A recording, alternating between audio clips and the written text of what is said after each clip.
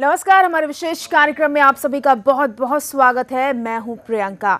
यहां पर एक बात बड़ी गौर करने वाली है। अक्सर आपने सुना होगा, कबीरा खड़ा बाजार में मांगे सबकी खैर, ना केहू से दोस्ती ना काहू से बैर। आपको बता दें कि कबीर जी ने ये बातें बनारस के बाजार में खड़ी होकर कही थी। ये तब की बात है जब कबीर बाजार को समझना शुरू कर दिया था। लेकिन किसे पता था कि ये बाजार और सियासत दोनों एक सिक्के के दो पहलू की तरह काम करने वाले हैं। आने वाले दिनों में हमारी सियासत हमारे बाजार को प्रभावित कर रही है और सबसे बड़ा सवाल यही है कि क्या ये रियल एस्टेट बाजार में जिस तरह से मजबूती दिखाते हुए नजर आ रहा है, आने वाले दिनों में इसका हमारे जीवन पर किस तरह से प्रभाव पड़ेगा और जो कुछ परेशानियां हमारे जीवन में आ रही हैं रियल एस्टेट में लेकर, उसे हम किस तरह से दूर कर सकते हैं, कैसे हम हेल्प ले सकते हैं। ये तमाम ऐसे सवाल हैं। आप इन सवालों का हम जवाब देंगे। हमारे साथ स्टूडियो में एक बड़ा पैनल है, इन तमाम खास मेहमानों से आपको इंट्रोड्यूस कराएंगे। लेकिन सबसे पहले ये रिपोर्ट, क्योंकि बाजार और सियासत दोनों ही एक दूसरे को प्रभावित करते हैं।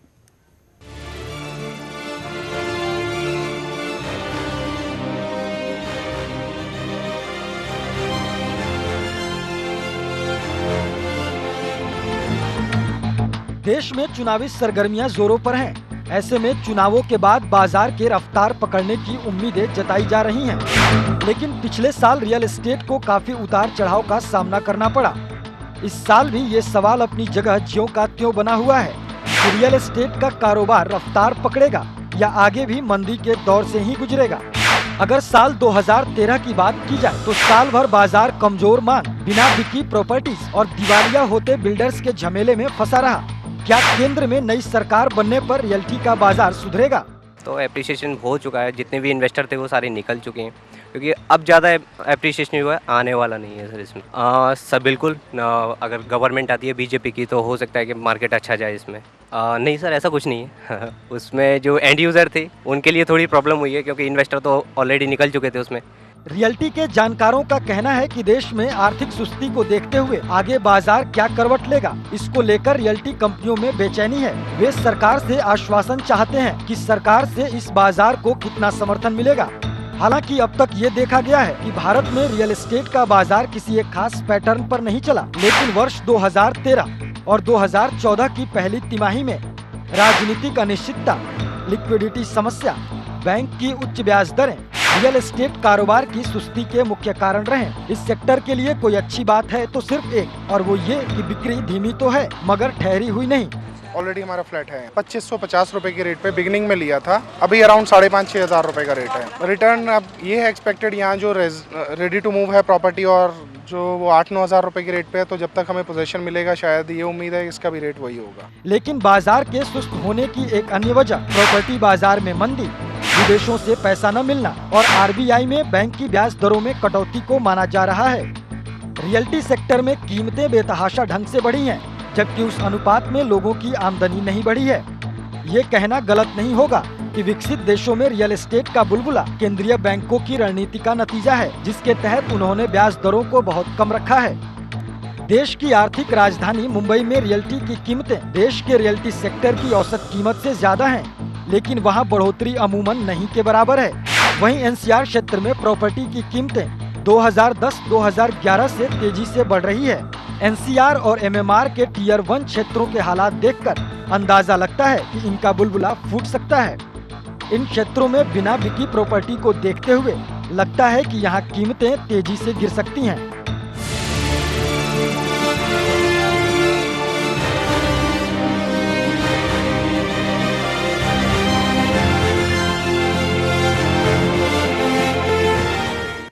चलिए, इस रिपोर्ट के जरिए आपने समझ लिया है कि किस तरह से बाजार और सियासत एक दूसरे को प्रभावित करते हैं। सबसे बड़ा सवाल यही है कि 16 मई के बाद जहां देश की सरकार की तस्वीर बदलने वाली है, दिशा बदलने वाली है, रंग बदलने वाला है, वहीं बाजार का भी रंग बदल सकता है। ऐसी संभावनाएं जताई जा रही हैं, क्योंकि अभी भी अगर हम शेयर मार्केट की बात करें तो शेयर मार्केट में कुछ जगहों पर देखने को मिल रहा है कि उछाल नजर आ रहा है। अगर ये उछाल बरकरार रहता है, अगर ये चीजें स्टेबल रहती हैं, तो जाहिर तौर पर आने वाले दिनों में प्रॉपर्टी में भी उछाल देखने को मिलेगा। और खासतौर से जो इन्वेस्टर्स हैं जो इस वक्त रुके हुए हैं, वो थोड़ा सा कदम आगे बढ़ा सकते हैं। बहुत से ऐसे सवाल हैं, और इस वक्त जिन लोगों ने इन्वेस्ट कर दिया है लेकिन उसके बावजूद भी उनके प्रोजेक्ट पर कुछ ना कुछ खतरा नजर आ रहा है, ये तमाम ऐसे सवाल हैं। इन सवालों का जवाब लेंगे। हमारे साथ स्टूडियो में कुछ खास मेहमान हैं। सबसे पहले उन मेहमानों से आपको इंट्रोड्यूस करा दें। आपको बता दें इस वक्त हमारे साथ आम्रपाली ग्रुप के सीनियर वाइस प्रेसिडेंट है ब्रिगेडियर राजेश मल्होत्रा जी। राजेश जी, स्वागत है आपका सुदर्शन न्यूज में। महावीर हाउसिंग ग्रुप के महाप्रबंधक है ललित मोहन जी। ललित जी, आपका भी बहुत बहुत स्वागत है सुदर्शन न्यूज में। नफोमा से हैं वाइस चेयरमैन हैं, आपको बता दें, विजय त्रिवेदी जी। विजय जी, आपका भी बहुत बहुत स्वागत है। हमारे बिजनेस एडिटर राय तपन भारती जी भी हैं। तपन जी, आपका भी स्वागत है।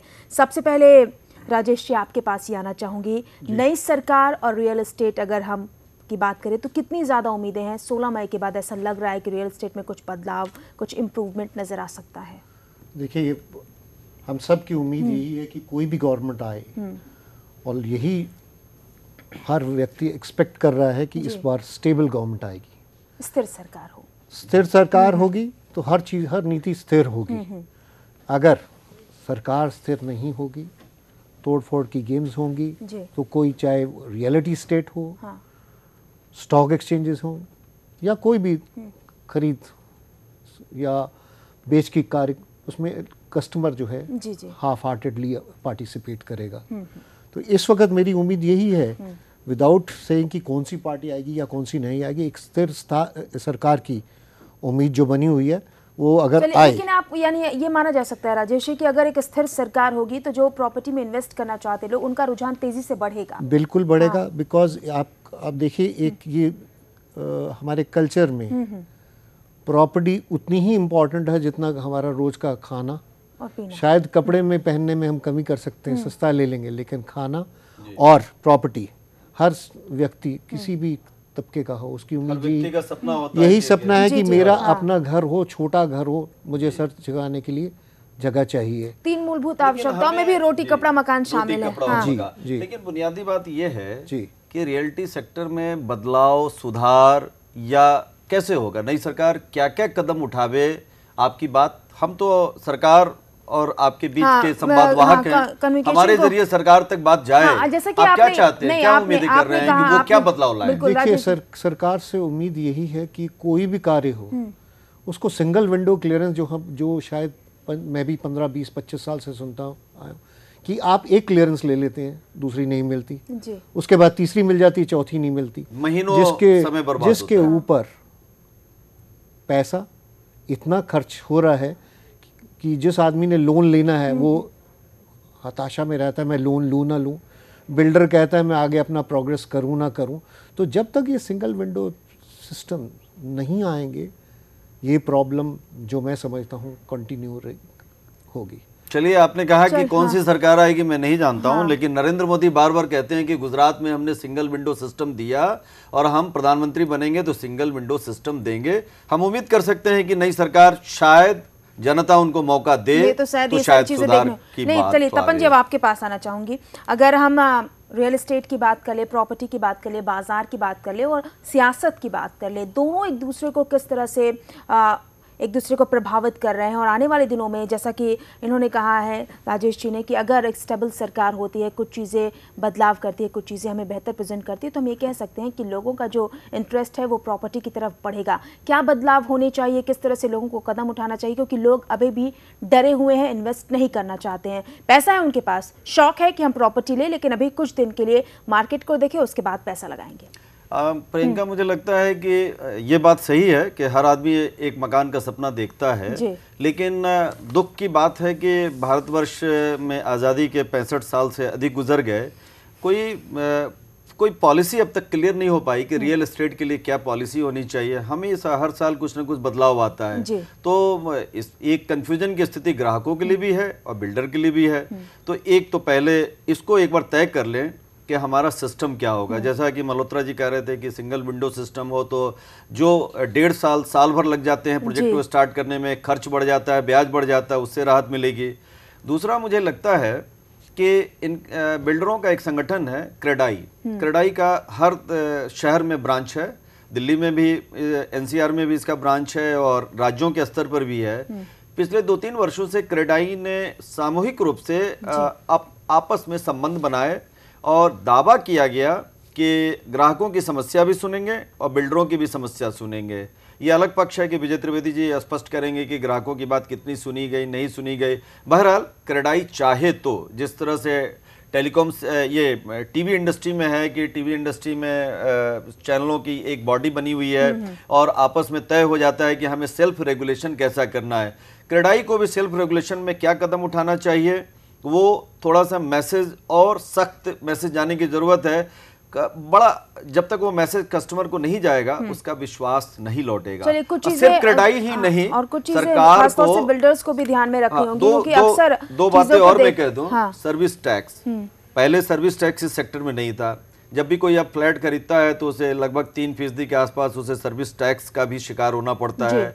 ऊपर से रजिस्ट्री की दर, आपने यदि कोई फ्लैट बुक किया उस समय सर्कल रेट के हिसाब से यदि 2.5 लाख रुपया रजिस्ट्री का बनता है, जब कंस्ट्रक्शन हो जाता है 3 साल में, जब हैंडओवर आपको बिल्डर करने जा रहा है तो रजिस्ट्रार के यहाँ जाते हैं तो कहा जाता है कि साहब 4.5 लाख रुपए, 5 लाख रुपए आपको रजिस्ट्री का देना पड़ेगा। ये सर्कल रेट का जो सिकंजा है ग्राहकों को परेशान कर रहा है और रियल एस्टेट के बिल्डर को भी समझ में आ रहा है कि कंज्यूमर पर एक्स्ट्रा बर्डन आ रहा है। तो इस पर भी पॉलिसी तय करनी होगी कि मोंटेक्सो अहलूवालिया ने कहा कि आप 5% से ऊपर कहीं मत लो, किसी राज्य में। कुछ ऐसी चीजें हैं जिस पर ये कैसे लागू होगा, इसको सोचना पड़ेगा। अगर सिंगल विंडो की बात की जाए तो खास तौर से सिंगल विंडो एक आम बोलचाल की भाषा में जो लोग हैं, खासतौर से जो मिडिल क्लास के लोग हैं, वो नहीं समझ पा रहे होंगे कि आखिर सिंगल विंडो किस तरह से आपको प्रभावित करता है, कैसा इफेक्ट आपके ऊपर पड़ता है। कुछ बिल्डर्स हैं वो आपको पोजीशन की अगर बात की जाए तो 2014-2015 में पोजीशन की बात करते हैं। ये भी कहते हैं कि जो लोन होगा अगर हम आपको टाइम पर पोजीशन नहीं देते हैं तो कुछ ब्याज भी हम देंगे,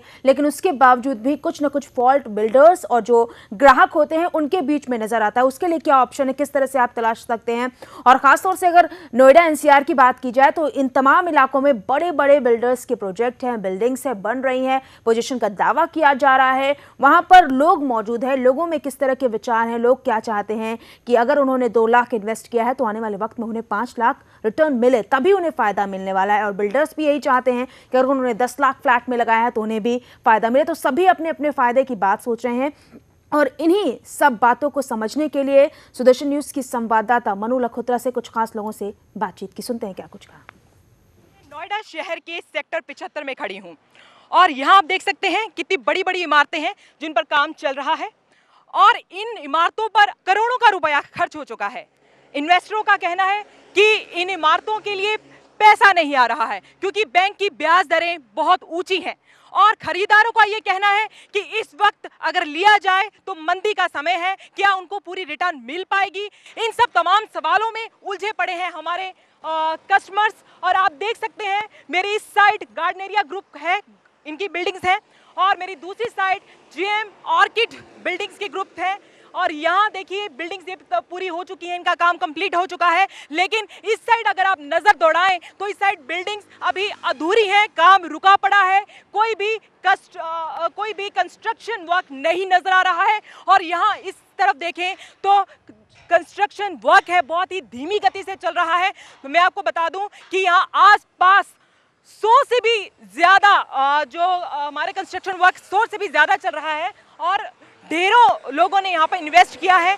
लेकिन लोगों को आने वाले ये जो चुनाव जो चल रहे हैं, चुनाव के बाद काफी उम्मीदें हैं कि नई सरकार आएगी, कुछ नया करेगी, ब्याज दरें बैंकों की घटेगी या नहीं। इन सब तमाम सवालों में घिरे पड़े हैं। मैं आपको कहना चाहूंगी कि अभी थोड़ा इंतजार कीजिए ताकि इलेक्शन के बाद नई सरकार आए और नई सरकार के बाद देखते हैं कि वो क्या नई नीति लाती है जिससे काफी प्रॉपर्टी बाजार में काफी सुधार होगा। कैमरामैन रोहित त्रिपाठी के साथ मनु लखोत्रा की रिपोर्ट, सुदर्शन।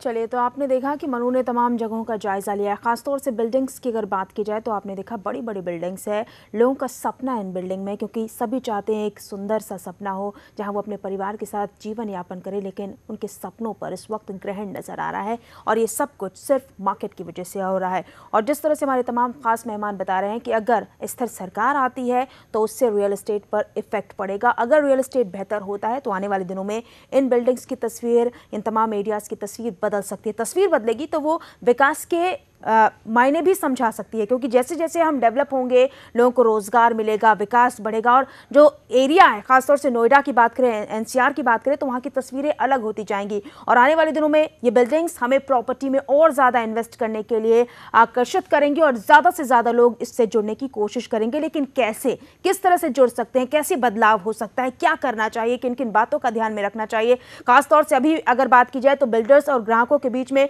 कुछ चीज़ों को लेकर लड़ाइयाँ भी चल रही हैं, उसे भी हम समझने की कोशिश करेंगे। लेकिन सबसे पहले यहाँ रुकेंगे एक छोटे से ब्रेक के लिए, चल लौटते हैं।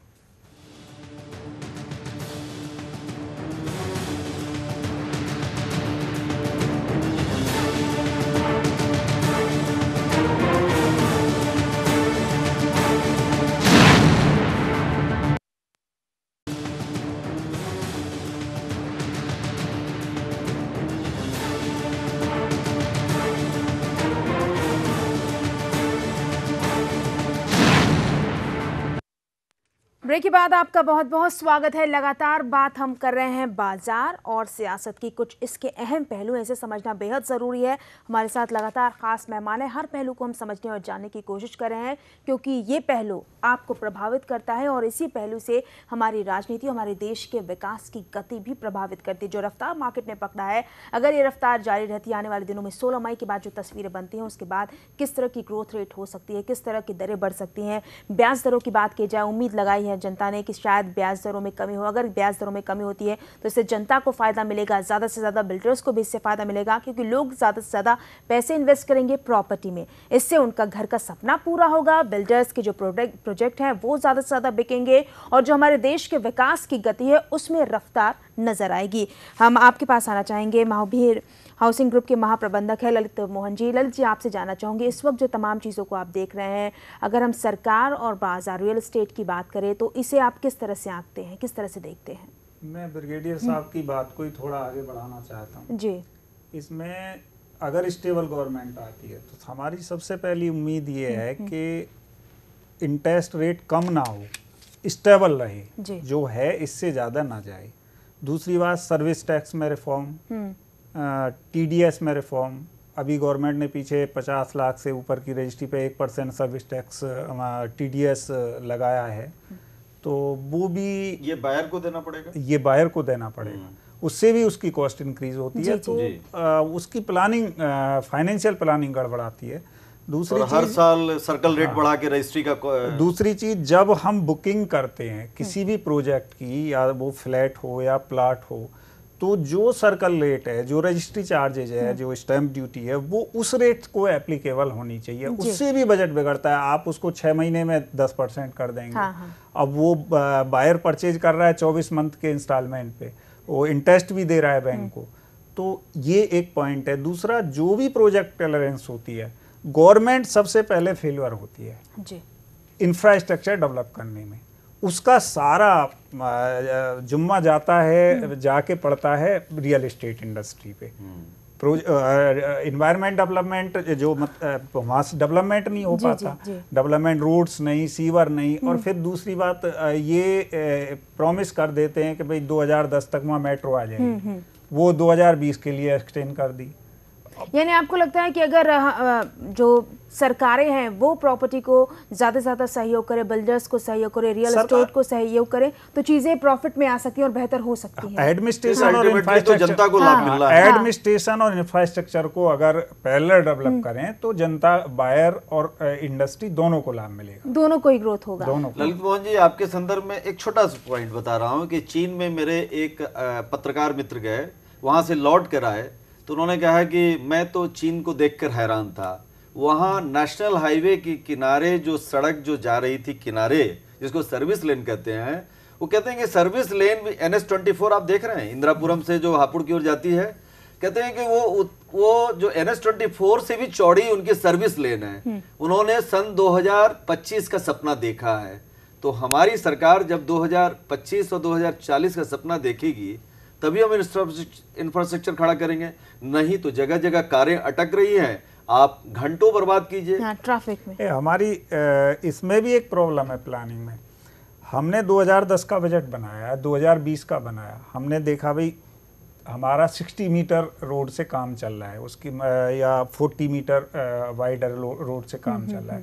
वही 50-40 मीटर वाइडर रोड हमको 2030 में जाके मिलेगी। अच्छा, उसकी प्लानिंग नहीं है हमारे पास कि 2030 में हमारा जो प्लान आप करके चलते हो कि हमें 2030 में जो हमारी जरूरत होगी हाँ, इंफ्रास्ट्रक्चर की, वो उसको प्लान नहीं करते। तो हमारे जितने भी प्रोजेक्ट लेट होते हैं गवर्नमेंट के, वो प्रोजेक्ट लेट होने के कारण वो सारे इंफ्रास्ट्रक्चर का जो लाभ मिलना चाहिए वो नहीं मिल पाता है। और इससे दोनों ही डिले प्रोजेक्ट की वजह से कस्टमर रियल एस्टेट इंडस्ट्री से परेशान होता है। इसमें जो अभी ब्रिगेडियर साहब ने कहा सिंगल विंडो सिस्टम, उसका भी यही रीजन है कि हम एक प्लानिंग करते हैं 6 महीने में हम ये प्रोजेक्ट तैयार कर देंगे, क्लियरेंस हमको 1 महीने में मिल जाएगी। अब वो क्लियरेंस ही हमको 1.5 साल में मिल रही है। तो ब्याज भर रहे हैं बैंक का। वो तो दोनों तरफ से हमारा प्रोजेक्ट डिले हो रहा है। लेकिन आपको याद दिला दूं कि नरेंद्र मोदी भाजपा ने अपने घोषणा पत्र में कहा है कि हम 100 नए शहर बसाएंगे। तो नए जो 100 शहर आएंगे, शायद सिंगल विंडो सपनों का शहर कैसा होगा, कैसा मकान मिलेगा, और आप लोगों की शायद भूमिका ज्यादा बढ़ेगी। चलिए, इस वक्त हमारे साथ नफूमा ग्रुप से वाइस चेयरमैन भी हैं विजय त्रिवेदी। विजय जी, आप सुन रहे हैं ललित जी की बातचीत को, आपने सुना राजेश जी की बातचीत को। आप किस स्तर पर पाते हैं सियासत और बाजार को, रियल एस्टेट को प्रतिनिधित्व कर रहे हैं? देखिए, अभी ब्रिगेडियर साहब ने एक बात कही थी कि जो आम इंसान है उसका रोटी कपड़ा और मकान से बहुत बड़ा ताल्लुक है जी। इस रोटी कपड़ा मकान को लेकर ही इतनी सियासत होती है कि जिसके बारे में हर कोई इंसान जानता है, चाहे वो वोट डालने पर हो और चाहे वो रियल एस्टेट के अंदर हो। रोटी की तो और कपड़े की बात तो मैं छोड़ के यहाँ पे, क्योंकि रियल एस्टेट का मैटर है, तो मैं मकान पे आता हूँ। इस मकान को किस तरह से कैश कराया जाता है ये खरीदने वाला ही जानता है। जब उसको ब्रोशर दिखाए जाते हैं, जब जो भी चीज़ें दिखाई जाती हैं, बहुत अच्छी तरीके से पूरा मिर्च मसाला लगा के प्रेजेंट किया जाता है। अच्छी बात बता रहे हैं, बहुत अच्छी तरह से दिखाया जाता है उसको। और बेचारा वो, उसको कुछ नहीं मालूम होता, वो कहता है कि मेरे को एक मकान चाहिए खाली बस, और मुझे आप पैसा बताइए कि कितना देना है मेरे को, मैं आपको पैसा देने को तैयार हूँ, आप मेरे को उसके बल में मकान दे दीजिए। इतनी सी बात होती है, उस पर बुकिंग अमाउंट होता है, वो पेमेंट हो जाती है। लेकिन धीमे धीमे जब जैसे जैसे दिन बीतते जाते हैं, उस समय उसको रियल एस्टेट की रियलिटी मालूम पड़नी चालू होती है कि मैंने जहाँ फ्लैट बुक कराया था वहाँ पे रियलिटी क्या है। और जिसके केस आप लोगों ने देखे होंगे, बहुत से अभी सामने आए हैं, चाहे एमरकोर्ट का मैटर हो, चाहे नोएडा एक्सटेंशन का मैटर हो, वो सारे मैटर जब सामने आते हैं तो वो चौंक जाता है, सोचता है कि मैंने अपनी जीवन की कमाई जो थी, वो एक मकान, जो कि रोटी कपड़ा मकान की बात चल रही थी, एक मकान को लेकर मैंने सपना देखा था, आज तो मैं फंस गया। रहा ब्रिगेडियर जी की बात और रियल एस्टेट की बात की भाई सिंगल विंडो होनी चाहिए, ये होना चाहिए, ये मैटर बायर को कहीं से इफेक्ट नहीं करते। ये मैटर एक बिजनेसमैन को इफेक्ट करते हैं। जब एक बिजनेसमैन किसी चीज को, प्रोजेक्ट को बनाता है, तो वो अपने प्रॉफिटेबिलिटी को रख के दिमाग में बनाता है, ना कि बायर को रख के दिमाग में बनाता है। हमारा ये कहना है कि अगर रियल एस्टेट बायर को रख के दिमाग में बनाए कि मुझे बायर का विश्वास जीतना है, तो उसको मार्केटिंग करने की कोई जरूरत नहीं है। उसका बायर जो है ना, वो उसकी मार्केटिंग करेगा। शायद तपन जी, अगर आप मेरी इस बात से सहमत हो, मुझे ऐसा लगता है कि शायद यही वजह है, जिस तरह से बता रहे हैं विजय जी, इसी वजह से अब लोग बिल्डर्स की प्रॉपर्टी में उतना इन्वेस्ट नहीं करना चाहते, वो रेडी टू मूव फ्लैट्स में ज्यादा इंटरेस्ट ले रहे हैं कि जो रेडी टू मूव फ्लैट्स मिले। ये बड़ा अच्छा, प्रियंका आपने अच्छी बात कही कि बहुत सारे निवेशक ने धारणा बदली है। बेंगलोर, बॉम्बे और बाकी शहरों में मैंने देखा कि वो फ्लैट बनने का इंतजार करते हैं। अब दिक्कत क्या है कि बिल्डर के पास, रियल्टी कंपनियों के पास उतनी फंडिंग नहीं है, तो एक नया बदलाव मैंने देखा है। एनसीआर के रियल एस्टेट का मैं स्टडी कर रहा था, तो आपने देखा होगा कि जो 4 साल पहले बुक करते थे उस समय 10% लिया जाता था, उसके बाद शायद 10%, तो करीब करीब 20% बाकी बैंक से। कुछ प्लान थ्रू फ्लैक्सी कंस्ट्रक्शन अभी एक नया प्लान बिल्डर की ओर से पेश किया गया है कि 30-35% आप अभी दे पोजीशन के बाद बाकी आपको 30-35 अच्छा योगदान है। और वो रियल्टी कंपनी के पास आने के बाद उसको कॉन्फिडेंस कंपनी की बढ़ जाती है कि हमारा प्रोजेक्ट दौड़ेगा। तो एक बड़ी बात है कि ऐसे जो निवेशक, यदि उनका नई सरकार पर भरोसा बढ़ता है कि पॉलिसी में बदलाव आएगा, सिंगल विंडो सिस्टम होगा, बैंक की ब्याज दरें घटेंगी और बायर को संरक्षण मिलेगा, ये सारी बातें यदि होती हैं तो निवेशक बढ़ेंगे और जेन्युइन जो बायर जो जिसको जाके रहना है अपने परिवार के साथ, वो भी आगे बढ़ेगा, वो भी इसमें इन्वेस्ट करेगा। क्योंकि मैं देख रहा हूं कि एनसीआर की बात करें, एनसीआर के जो 4-5 शहरों का हम नाम ले सकते हैं, गाजियाबाद, नोएडा 3 हिस्सों में बट गया है। प्रॉपर नोएडा, नोएडा एक्सटेंशन जो एक बड़े शहर के रूप में विकसित हो रहा है, और एक ग्रेटर नोएडा जो काफी विकसित हो चुका है, और चौथा यमुना एक्सप्रेसवे विकास हो रहा है। ये एक जिले की मैं बात कर रहा हूँ। और उसके बाद फरीदाबाद और गुड़गांव का जिक्र कर सकते हैं। गुड़गांव डेवलप है, लेकिन फरीदाबाद में अभी भी उतना डेवलपमेंट नहीं नजर आता है। दिल्ली में अब जमीन बची नहीं, जगह है नहीं, सारे बिल्डर, सारे फ्लैट ऑनर, फ्लैट खरीदार इधर शिफ्ट हो रहे हैं। तो बदलाव आता है, नई सरकार कुछ बड़ी घोषणाएं करती हैं तो शायद इस सेक्टर में बदलाव आए, नहीं तो जस का तस भी हम देख सकते हैं कि आगे का मार्केट यथावत बना रहेगा। चलिए, जाहिर तौर पर अगर शेयर मार्केट की बात की जाए, बाजार की बात की जाए, तो कुछ सुस्ती ज़रूर आ रही है, लेकिन आने वाले दिनों में ऐसा कहा जा रहा है, ऐसा माना जा रहा है, हमारे एक्सपर्ट को भी ऐसा लगता है कि अगर रफ्तार नज़र आती है तो चीज़ें ग्रोथ कर सकती, चीज़ें ग्रोथ करेंगी तो हर जगह डेवलपमेंट नज़र आएगा। अब एक किस्सा यहाँ पर मुझे याद आता है, आपको बता दें कि ज़्यादा दिन नहीं हुए, कुछ 1 महीने और 1 साल के अंदर की ही ये बातें हैं।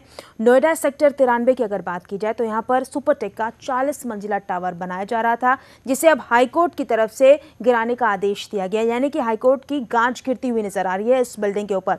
अब निवेशक डर चुके हैं, 500 ऐसे फ्लैट धारक है जिन्होंने फ्लैट को बुक कराया है। अब उन्हें समझ में नहीं आ रहा है कि इस फैसले के बाद वो करें तो क्या करें, जाएं तो कहां जाएं, आखिर उनका क्या होगा। बिल्डर्स की बात की जाए तो आखिर बिल्डर्स ने कहां पर हिला हवाली की है, क्योंकि ऐसा कहा जा रहा है कि स्क्वायर फीट और 900 और 1600 मीटर्स की बात को लेकर कुछ पंगा फंसा था। पंगा कहां फंसा, निवेशक क्या करने वाले हैं, बिल्डर्स क्या करने वाले हैं, और जनता जिन्होंने पैसा उसमें इन्वेस्ट किया उनके लिए क्या ऑप्शन है, वो किस तरह से रास्ते तलाश सकते हैं। तमाम ऐसे सवाल, इन सवालों का जवाब देंगे, लेकिन सबसे पहले ये रिपोर्ट।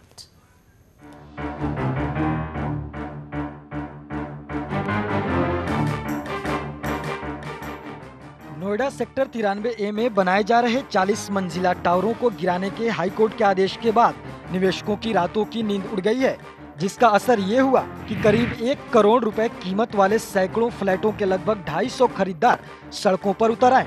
वहीं अरसे से कानूनी विवाद झेल रहे नोएडा एक्सटेंशन के ग्राहक भी परेशान हो उठे हैं।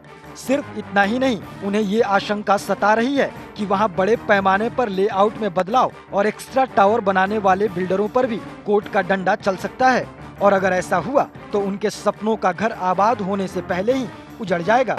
वहीं सूत्रों का कहना है कि एनसीआर में सुपरटेक के कई प्रोजेक्ट्स में ग्रीन एरिया और सुविधाएं घटाने के आरोप लगे हैं, जबकि सुपरटेक ने इको विलेज में नवंबर 2014 में पोजीशन देने की बात कही है, लेकिन विवादों से नहीं लगता कि ऐसा हो पाएगा। यहाँ तक कि कई दूसरे बिल्डर्स ने भी ग्रीन एरिया में कटौती कर अतिरिक्त निर्माण किए हैं। नोएडा एक्सटेंशन में करीब 2.5 लाख फ्लैट पाइपलाइन में हैं, जिनमें से 1 लाख से ज्यादा बिक चुके हैं। हमने खरीदा है अपना रहने के पर्पज से भी है, और अगर इन्वेस्टमेंट पर्पज से भी देख सकते हैं, दोनों ही पर्पज है हमारे। आगे फ्यूचर तो थोड़ा अच्छा, आज की डेट में अगर हम देखें तो कहीं पे भी फ्यूचर तो यहाँ का है ही, डेवलपमेंट अच्छा चल रहा है। तो अभी यही है कि हमने लिया था 2550 रुपये के रेट पे हमने बुक कराया था, और आज की रेट में यहाँ पे अराउंड 6000 समथिंग का रेट है, 6000 समथिंग का रेट। गौरतलब है कि इलाहाबाद हाई कोर्ट की एक बेंच ने शुक्रवार को कई अनियमितताओं के आरोप में एमराल्ड प्रोजेक्ट के तहत बन रहे अपेक्स और सियान नामक टावर्स को 4 महीने के भीतर गिराने के आदेश दिए थे। इसके बाद इनके निवेशकों के साथ ही पूरी इंडस्ट्री में खलबली मच गई। कोर्ट ने निर्माण को मंजूरी देने वाले अधिकारियों के खिलाफ भी मुकदमा दर्ज करने के निर्देश दिए हैं। इससे तो साफ जाहिर है कि सुपरटेक बिल्डिंग्स पर पैसा लगाने वाले निवेशकों की मुसीबतें और बढ़ सकती हैं। हाई कोर्ट के आदेश के बाद से निवेशक अपने आप को ठगा सा महसूस कर रहे हैं। चलिए, तो रियल एस्टेट की अगर बात की जाए, नई सरकार को रियल एस्टेट से कितनी ज़्यादा उम्मीदें हैं, किस तरह का फ़ायदा हो सकता है 16 मई के बाद, क्या सरकार की तस्वीर बदलेगी, और अगर सरकार की तस्वीर बदलेगी तो रियल एस्टेट की तस्वीर किस तरह से बदलेगी, बाजार में कैसी रफ्तार देखने को मिलेगी, ये तमाम ऐसे सवाल हैं। और इस वक्त हमारे साथ राहिश शर्मा जी जुड़ चुके हैं, जो कि प्रॉपर्टी के एक्सपर्ट हैं और मुंबई की प्रॉपर्टी को बहुत बेहतर तरीके से जानते और समझते हैं। राहिश जी, स्वागत है आपका स्वदेशी न्यूज़ में।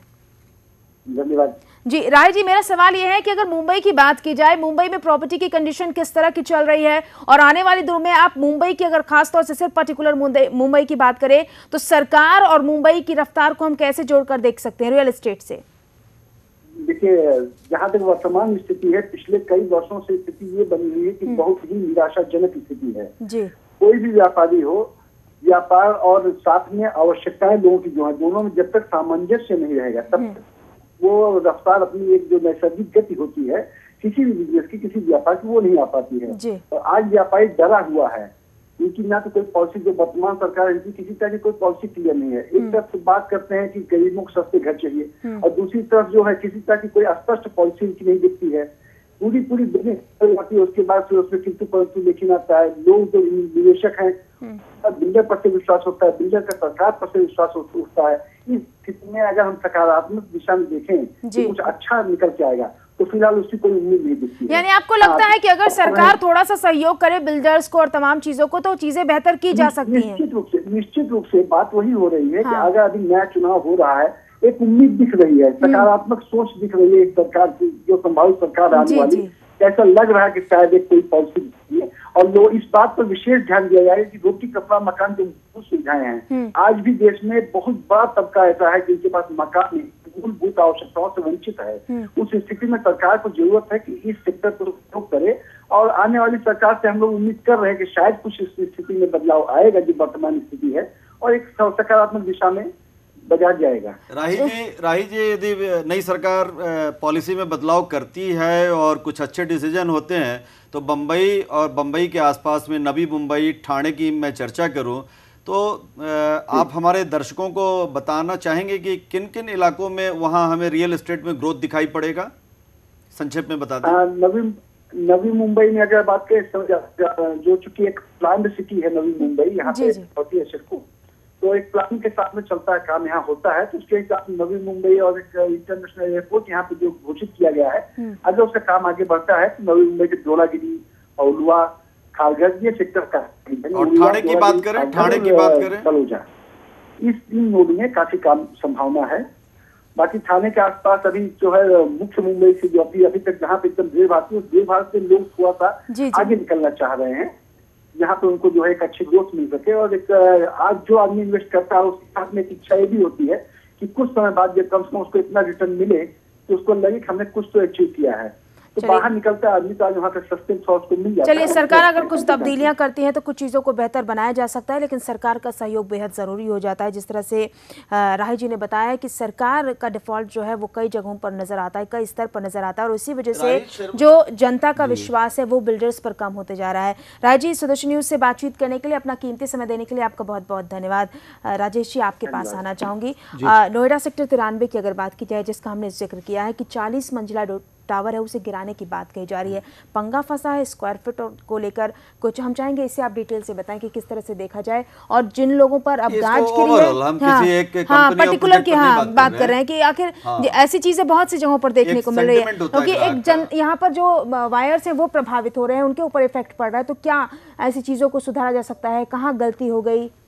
देखिए, मैं इस वक्त ये केस जो है हाई कोर्ट की निगरानी में है, हाई कोर्ट ने अपना डिसीजन दिया है, तो दे दिया डिसीजन। उसके ऊपर मैं अगर कमेंट करूं तो मैं ये एक ठीक वक्तव्य नहीं होगा जी।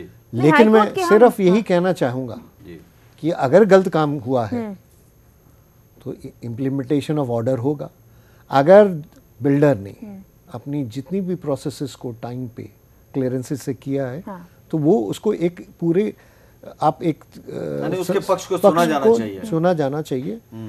एक वन साइडेड इफेक्ट नहीं होना चाहिए। जो कस्टमर्स ने फ्लैट्स बुक किए हुए उनकी दुर्दशा हम लोग आप समझ सकते हैं कि जिसको 4 साल पहले उम्मीद थी कि मेरा मकान मिलेगा और अब सडनली बोल दिया जाए कि आप अपने पैसे ले लीजिए, 14% ले लीजिए। शायद उसमें मैं कहूँगा कि उनका पक्ष देखते हुए एक बहुत बड़ा झटका होगा कंज्यूमर के लिए। लेकिन न्याय की तरह से दिया जाए हर पार्टी को। चलिए, उनके लिए झटका ज़रूर है और उनके साथ न्याय होना चाहिए। आपने ये ज़रूर कहा है, अब देखना होगा कि क्या वाकई जो वायर्स है, जो कंज्यूमर्स हैं, उनके साथ न्याय होता है या नहीं होता है।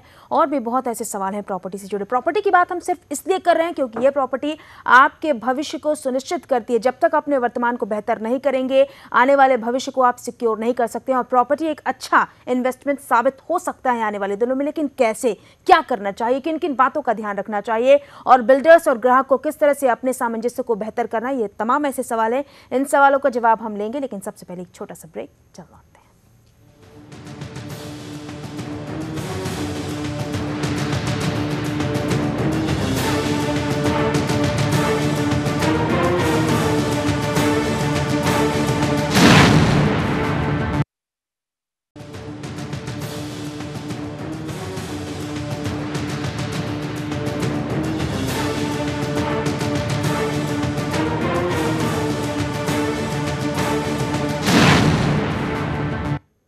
ब्रेक के बाद आपका बहुत बहुत स्वागत है। नई सरकार और रियल एस्टेट की उम्मीदें, नई उम्मीदें। जी हाँ, नई सरकार के साथ नई उम्मीदें हैं। उम्मीदें कई सारी हैं, लेकिन नई उम्मीदें इसलिए हम कह रहे हैं क्योंकि बहुत सी ऐसी उम्मीदें हैं जिसे बिल्डर्स और जनता दोनों ही लगाए बैठे हैं और उन्हें लगता है कि 16 मई के बाद शायद उनके लिए भी कुछ फ़ायदे की चीज़ें सामने आ सकती हैं। क्योंकि अगर सरकार फ़ायदे की हित की बात करती है, जनता की बात करती है, तो जनता अपने फ़ायदे के बारे में सोचती है और इसी को ध्यान में रखकर वो अपने वोट का प्रयोग भी कर रही है, क्योंकि उसे पता है कि कौन सी सरकार उसके लिए क्या कर सकती है और आने वाले दिनों में किस तरह की तब्दीलियां हो सकती है। तब्दीलियां विकास और बेहतरी के लिए सभी करना चाहते हैं और अगर विकास होता है तो इससे देश का ग्रोथ भी बेहतर कहा जा सकता है।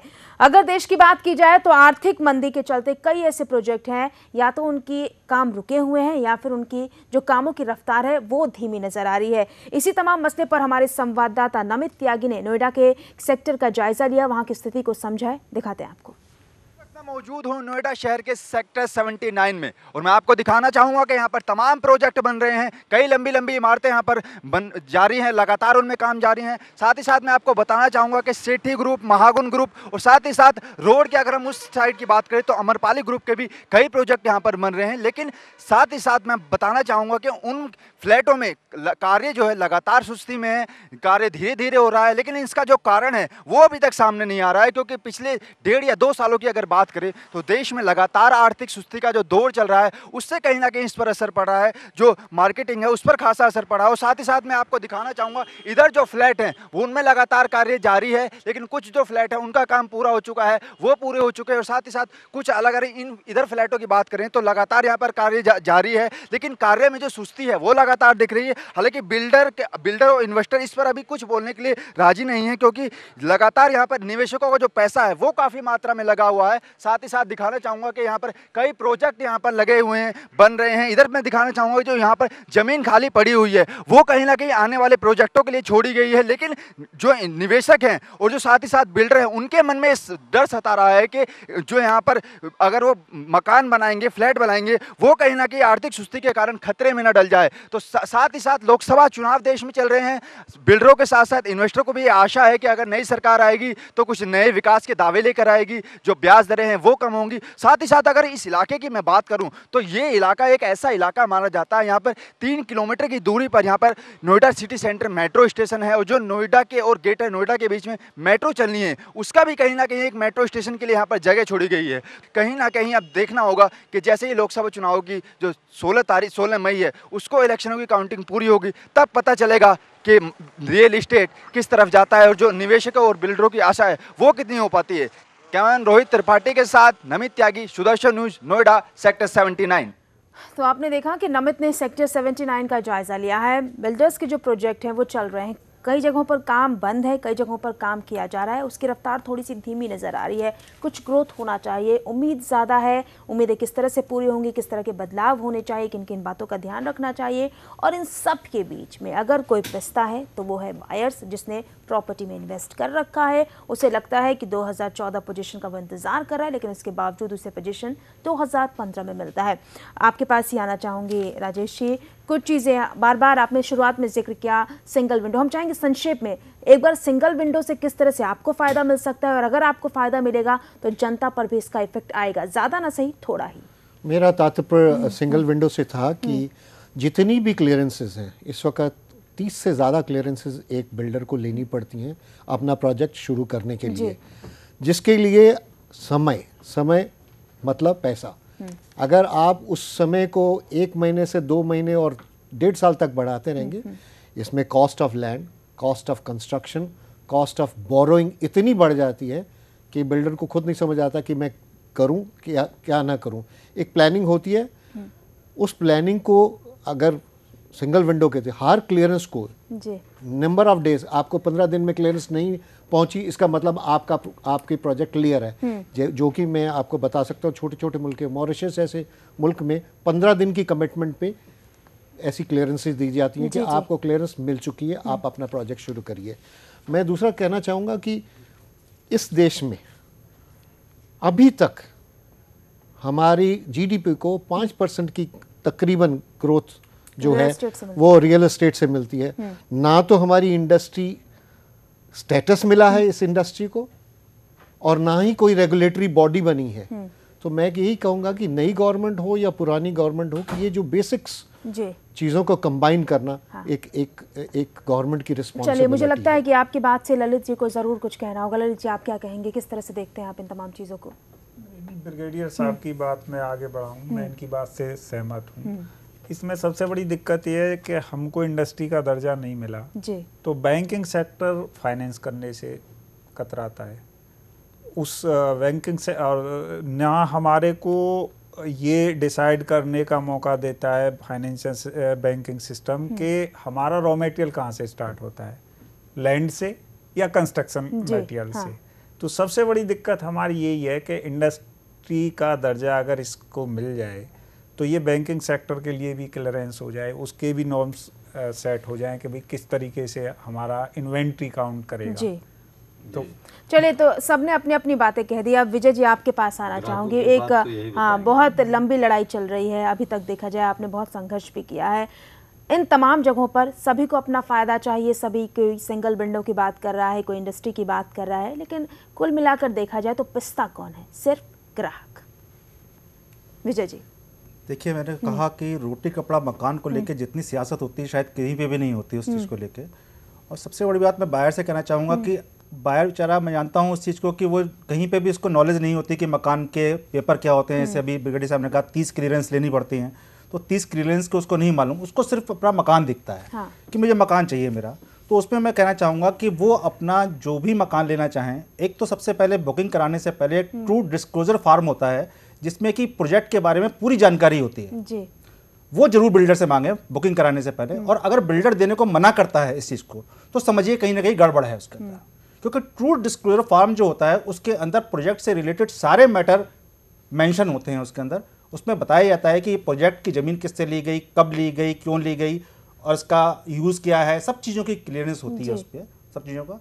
दूसरी चीज़, अगर उन्होंने बुकिंग करा ली है तो उस बुकिंग कराने के बाद उस जो एग्रीमेंट बनता है उसकी रजिस्ट्री जरूर करवाएं, तुरंत रजिस्ट्री कराएं।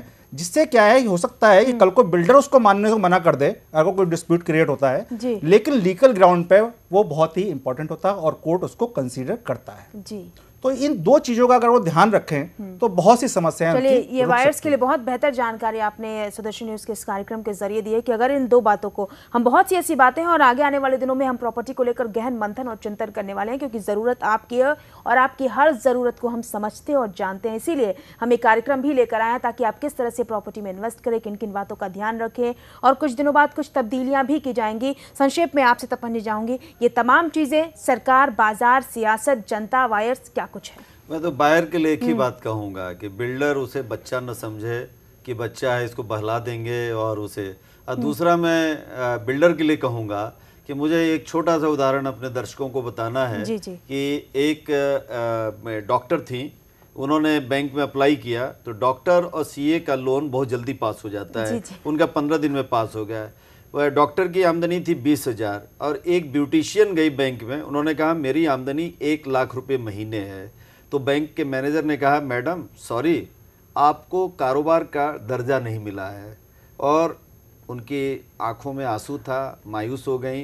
उन्होंने कहा कि देखिए मैं डॉक्टर और सीए से ज़्यादा कमाती हूँ, मेरे को रिकॉग्निशन नहीं दे रहा है बैंक। तो ये जो विडंबना है रियल एस्टेट और अन्य इंडस्ट्री के साथ जो है कि ये सारी चीजें दूर होनी चाहिए। हाँ, ये सारी चीजें भी खत्म होनी चाहिए और बहुत सी ऐसी चीजें हैं जो तब्दीलियां होनी चाहिए। चाहे वायर्स की बात की जाए, वायर्स के हित में भी बिल्डर्स को कुछ बातें रखनी चाहिए। सिर्फ अपने हित को ध्यान में रखकर ही कार्य को संचालित नहीं करना चाहिए, ये बेहतर नहीं कहा जा सकता है। नई सरकार, नई उम्मीदें, नए रंग, नए रूप हो सकता है 16 मई के बाद रियल एस्टेट में हमें देखने को जरूर मिले, क्योंकि यही आशा हम सभी लगाए बैठे हैं। ललित जी, आपका बहुत बहुत धन्यवाद इस चर्चा में शामिल होने के लिए।